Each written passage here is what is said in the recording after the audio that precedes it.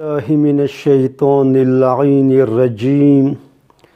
بسم الله الرحمن الرحیم. الحمد لله رب العالمین. اللهم وفقنا لما تحب وترضى.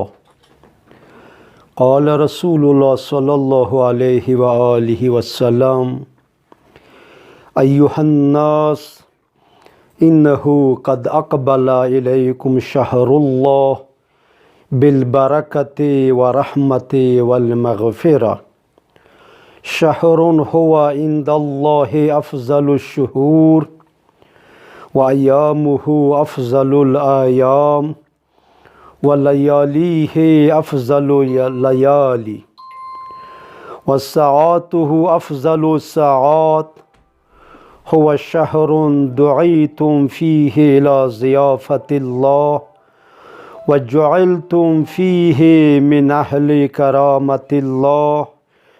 أنفسكم فيه تسبيح ونومكم فيه عبادة وعملكم فيه مقبول ودعاؤكم فيه مستجاب. گرانو قدرمنو اوریدونکو او کتونکو، السلام علیکم ورحمت الله وبرکاته. د رجب المرجب، شعبان المعظم مبارک رحمت و برکاتو نا ډاکې میاشتې په وتلې دي. د شعبان میاشتې اخیری شپې ورځې دي د ماه مبارک رمضان آمد دی.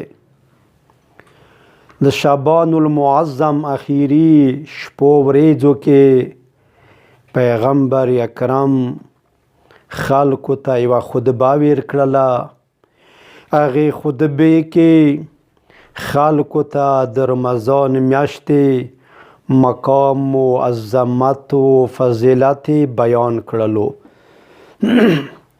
پیغمبر اکرم یی ایها الناس، خلکو، نه ویله څه ایها المسلمون، ایها المؤمنون، ویلې چې چونکې پیغمبر اسلام رحمت للعالمین پیغمبر دی، دا ټولو خلکو پاره رستولی شوی پیغمبر دی، نو خلکو ته د خطاب کوي ایها الناس، خلکو، یعنې هغه کسان که هغه مسلمان نه وي، مؤمنان نه وي، اسلام یې راوړلو، ایمان یې راوړلو، دغه خطاب هغوی ته هم شامل دی. ایها الناس، خلکو، انه قد اقبل الیکم شهر الله، په تحقیق سره څه د خدای میاشته تاسو ته راغلله. د خدای میاشته آمد دی و د خدای شکر ادا کوئ چې خداوند متعال ما و تا ته زندگی سلامتی نصیب کړي دی. دغه د روژې میاشته د خدای میاشته دی.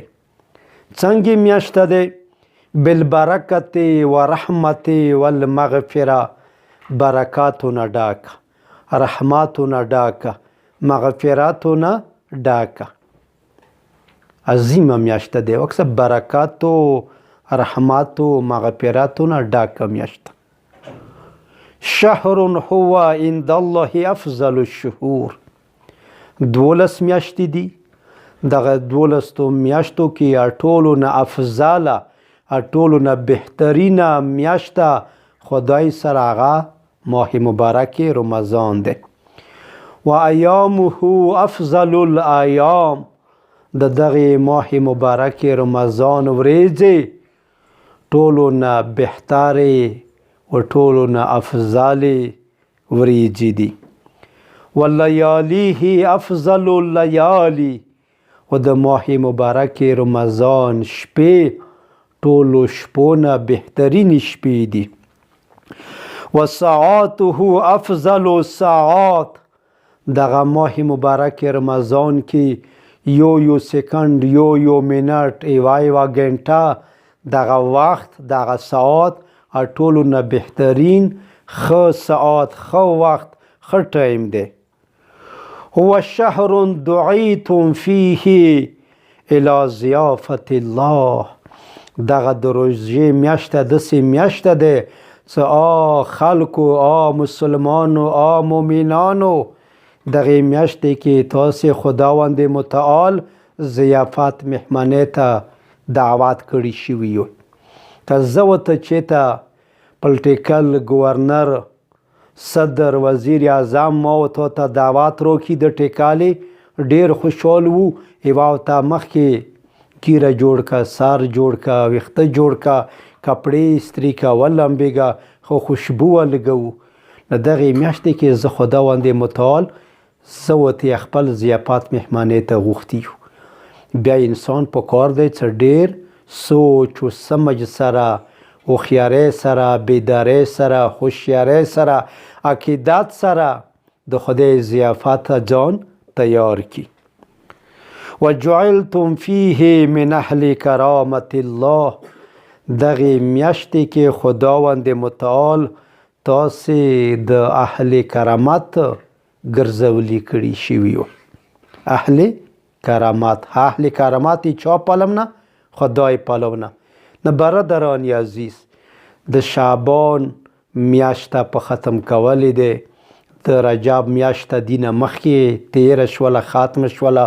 د ماه مبارک رمضان آمد دی.